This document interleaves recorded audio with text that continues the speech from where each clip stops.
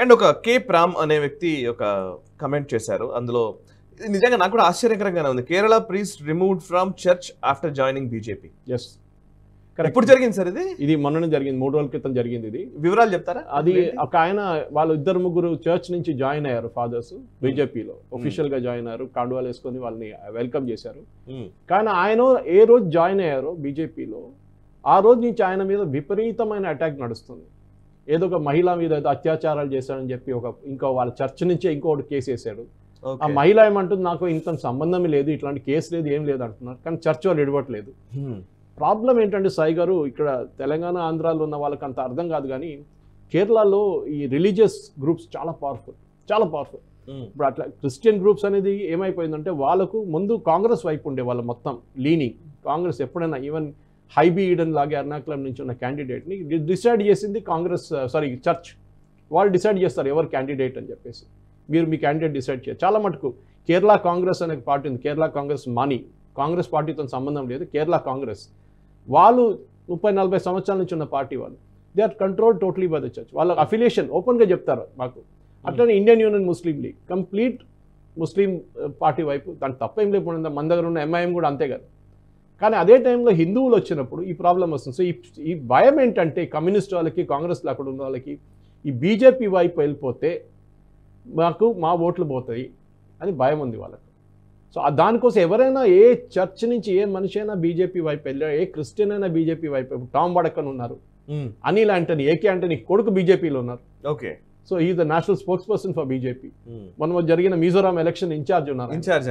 So అట్లాంటి మనుషులు వచ్చినప్పుడు వాళ్ళ మీద కూడా పర్సనల్ అటాక్లు, వాళ్ళ పాత రికార్డులు తీసి బయట వేయడము, ఏకే యాంటనీ గారి మీద దాడి చేయడం, ఇది ఏంటంటే మొన్ననే మోదీ గారు ఈవెన్ చర్చ్ క్రిస్టియన్ మత పెద్దలందరినీ కలిశారు కదా, మనం కూడా డిస్కస్ చేశాం. బట్ ఆ జరిగిన తర్వాత కూడా ఇట్లాంటి పరిణామాలు ఉన్నాయి. డెఫినెట్ గా అక్కడ కూడా జరిగింది. ఎందుకు వెళ్ళారు, మోదీ గారు పిలిస్తే వెళ్ళాలి, మీరు మణిపూర్ గురించి అడిగారని చెప్పి. మణిపూర్లో కావాలని నేను గంట సేపు మాట్లాడుతాను సాయి గారు, ఇక్కడ కూర్చొని ప్రూవ్ చేస్తాను ఎవరు చేశారని చెప్పి. మనకు అందరికీ అర్థమైపోయింది. ఇప్పుడు కుకీ సైడ్ నుంచి జరిగింది, కుకీ సైడ్ నుంచి ప్రొటెస్ట్ స్టార్ట్ అయింది. కుకీస్ అంటే ట్రైబల్ క్రిస్టియన్స్, వాళ్ళు మోస్ట్లీ మయన్మార్ వైపు నుంచి వస్తారు. ఆ మయన్మార్ బార్డర్ ఇప్పుడు గవర్నమెంట్ క్లోజ్ చేస్తామంటే చాలామంది అపోజ్ చేస్తున్నారు. ఎందుకు అపోజ్ చేస్తున్నారు? అక్కడున్న ఓపియం ట్రేడ్. ఇదేమో అడగకుండా మోదీ గారు అక్కడ ఇంతమంది చర్చిలు తగలబెట్టారు, గుడిలు కూడా తగలబెట్టారు కదండి. మీటీ క్రిస్టియన్స్ ఉన్నారు అంటే మీటీ క్రిస్టియన్స్ చర్చ్ తగలబెట్టింది కుకీ వాళ్ళు. కానీ అటాక్ ఎట్లా చూపిస్తారంటే బీజేపీ వాళ్ళు చేపించారని చెప్పేసి. ఎందుకంటే ప్రాబ్లం అక్కడ అంటే బిరేన్ సింగ్ అనే ఒక మనిషి ఉన్నారు. ఆయన ముందు కాంగ్రెస్ లీడర్ ఉండే, ఆయన ఇప్పుడు బీజేపీ ముఖ్యమంత్రి. ఆయన ఒక హిందూ. సో ఆయన అక్కడ ఉన్నప్పుడు దాకా బీజేపీ వాళ్ళ మీద ఆరోపణలు చేయడం మిజోరాం. ఎందుకంటే టిరనీ ఆఫ్ డిస్టెన్స్ అంటాం మన ఇంగ్లీష్లో. ఓకే. ఎక్కడో ఉంది నార్త్ ఈస్ట్, మనకు అసలు నాలెడ్జ్ కూడా లేదు. చాలామంది మణిపూర్ క్యాపిటల్ ఏంటంటే, మిజోరాం క్యాపిటల్ ఏంటంటే చాలామంది చెప్పలేకపోతారు. త్రిపుర క్యాపిటల్ ఏంటంటే తెలియదు చాలామంది. మన దగ్గర ఉన్నారు, మళ్ళీ గూగుల్ చేసుకొని చూసుకుంటారు ఆన్సర్ కోసం. ఆ పరిస్థితుల్లో నార్త్ ఈస్ట్ చాలా సంవత్సరాల దాకా బ్యాక్ బర్నర్లో ఉండే. ఏకే యాంటనీ ఇలాంటి మనిషి లోక్సభలో వచ్చి ఇచ్చిన స్టేట్మెంటు, అరుణాచల్ ప్రదేశ్లో రోడ్లు ఎందుకు కట్టట్లేదని అడిగితే చైనా కోపపడతారు, చైనీస్ గవర్నమెంట్ కోపం వస్తుంది వాళ్ళకి, దానికోసం మేము కట్టట్లేదని స్టేట్మెంట్ ఇచ్చారు. నేను చెప్పింది కాదు, మీరు చెప్పింది కాదు, కరెక్ట్. లోక్సభలో ఇచ్చిన స్టేట్మెంట్. ఆ పరిస్థితి నుంచి ఇప్పుడు we are constructing a road that will take us to Thailand directly. రేపు మీరు కార్ నడిపించుకుంటే మయన్మార్ నుంచి కొంచెం సిచ్యువేషన్ స్టెబిలైజ్ అయితే అక్కడ నుంచి డైరెక్ట్ వెళ్ళిపోవచ్చు థాయిలాండ్ దాకా, బ్యాంకాక్ దాకా. ఓకే. సో ఆలోచించండి, అట్లాంటి డెవలప్మెంట్ నడుస్తుంది. నార్త్ ఈస్ట్లో నడుస్తుంది రైల్వే డెవలప్మెంట్. చాలా సంవత్సరాలు కాంగ్రెస్ వాళ్ళు పరిపాలించిన 60 సంవత్సరాలు, 75లో 60 సంవత్సరాలు వాళ్ళే పరిపాలించారు కదా. అసలు ఏం డెవలప్మెంట్ నార్త్ ఈస్ట్లో జరగలేదు, నెగ్లెక్టెడ్ ఉండే. మొన్న వైఎస్ షర్మిల తను వైఎస్ఆర్టీపీని కాంగ్రెస్లో విలీనం చేస్తున్న సందర్భంలో మీడియా వాళ్ళకి ఆమె చెప్పిన మాట ఏంటంటే, మణిపూర్లో జరిగినటువంటి సంఘటనలు నన్ను చాలా బాధించాయి ఒక క్రైస్తవురాలిగా అని చెప్పి మాట్లాడడం జరిగింది. మీరు ఎట్లా చూస్తారు? కేరళతో రిలేట్ చేసుకోవచ్చు మీరు. ఓకే. హిందువుల గురించి ఎందుకు మాట్లాడలేదు? చాలా మంది హిందువులు చనిపోయారు కదా, మీటీ హిందువులు. దాంట్లో మీటీ క్రిస్టియన్ చర్చెస్ కుకీ వాళ్ళు అటాక్ చేశారు. కానీ అటాక్ ఎవరి మీద వేశారు? బీజేపీ వాళ్ళ మీద వేశారు. చేసింది వాటి వైపు నుంచి. దీంట్లో కాంగ్రెస్ వాళ్ళ అక్కడ మేజర్ ప్రాబ్లమ్స్ సాయి గారు మనం ఎక్స్ప్లెయిన్ కూడా చేసాం మన చాలా ప్రోగ్రాంలో. ఒక అబ్బాయిని కూడా తీసుకొచ్చాం మణిపూర్ స్టూడెంట్స్ యూనియన్ నుంచి, మేటీ అబ్బాయి, ఈజ్ క్రిస్టియన్. అట్లాంటి అక్కడ ఏంటంటే మేజర్ ప్రాబ్లం ఓపియం ట్రేడ్, డ్రగ్స్ది. అంటే డ్రగ్ బేసిక్ స్టార్ట్ అవుతుంది ఓపియం నుంచి. అది రెండు ప్రాంతాల్లో చాలా ఎక్కువ ఉంటుంది. ఒకటి ఆఫ్ఘనిస్తాన్ వైపు, ఇంకోటి మయన్మార్ ఆ మిజోరాం ఆ వైపు మణిపూర్ వైపు నుంచి చాలా కల్టివేషన్ నడుస్తుంది, ఎస్పెషల్లీ హిల్ ఏరియాస్లో. బీరేన్ సింగ్ గవర్నమెంట్ ఒక 6 నెలల ముందు, 6 నెలల కన్నా ఎక్కువ ముందు ఈ ఓపియం కల్టివేషన్ మొత్తం కొట్టివేసేసారు కంప్లీట్గా.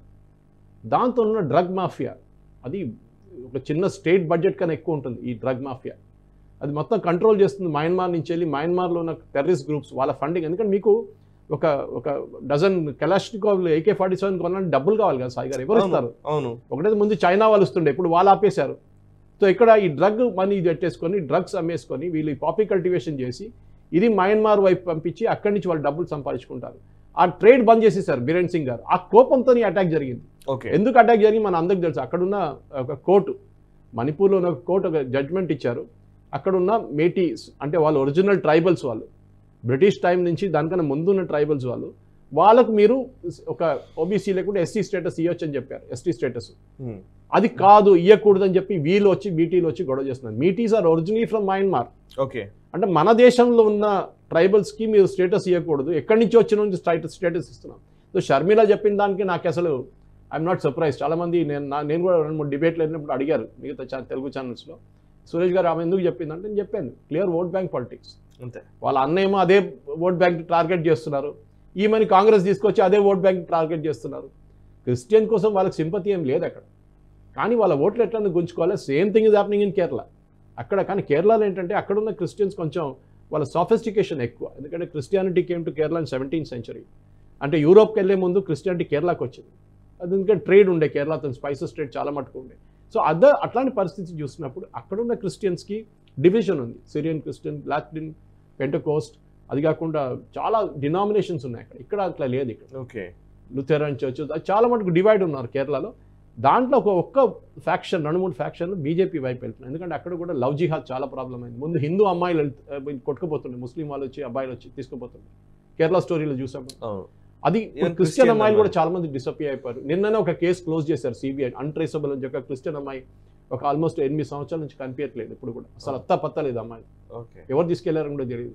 సో క్రిస్టియన్ చర్చ్ లీడర్స్, దీనికన్నా ముందు జరిగిన దాంట్లో ఒక క్రిస్టియన్ బిషప్ ఆయన ఒఫీషియల్ స్టేట్మెంట్ ఇచ్చాడు, ఈ డ్రగ్ మాఫియా వీళ్ళు కంట్రోల్ చేస్తున్న ఒక కమ్యూనిటీ వాళ్ళు ఈ మా అమ్మాయిలు తీసుకెళ్తున్నా కూడా ఒక కమ్యూనిటీ వాళ్ళంగానే ఆయన మీద కూడా విపరీతమైన దాడులు చేశారు. అక్కడ ఉన్న కేరళలో ఉన్న ఒక పొలిటీషియన్ మినిస్టర్ సజీ చెరియన్ అని చెప్పి ఆయన ఈ చెప్పిన బిషప్ మీద, ఈ ఫాదర్ల మీద మీరు ఎందుకు వెళ్ళారు మీటింగ్కి మోదీ గారితో అని చెప్పి వాళ్ళ మీద దాడి చేశారు. So he had to finally apologise for that. అది ఇంకోటి. కానీ పవర్, ఆ పవర్ చూడండి, చర్చ్ పవర్ చాలా మటుకు ఎక్కువ. మీకు నార్త్ ఈస్ట్లో కనిపిస్తుంది, కేరళలో కూడా కనిపిస్తుంది. అది బీజేపీ వైపు వెళ్తుందో అని భయం, వెళ్ళకూడదు మీరు బీజేపీ వైపు అని చెప్తున్నారు. ఢిల్లీలో 3000 మంది సిక్కులు చంపేసిన పార్టీ అండి ఇది కాంగ్రెస్ వాళ్ళు. వాళ్ళేం మాట్లాడుతున్నారు, హిందీలు అంటారు బిల్లి సౌత్ చూవేకాకి హచ్కోగాయి అని, అదే స్టేటస్ అన్నమాట ఇది కూడా. జాతీయవాద జర్నలిజానికి అసలైన వేదిక నేషనలిస్ట్ హబ్ ని సబ్స్క్రైబ్ చేసుకోండి. నోటిఫికేషన్స్ కోసం బెల్ ఐకాన్ పై క్లిక్ చేయండి.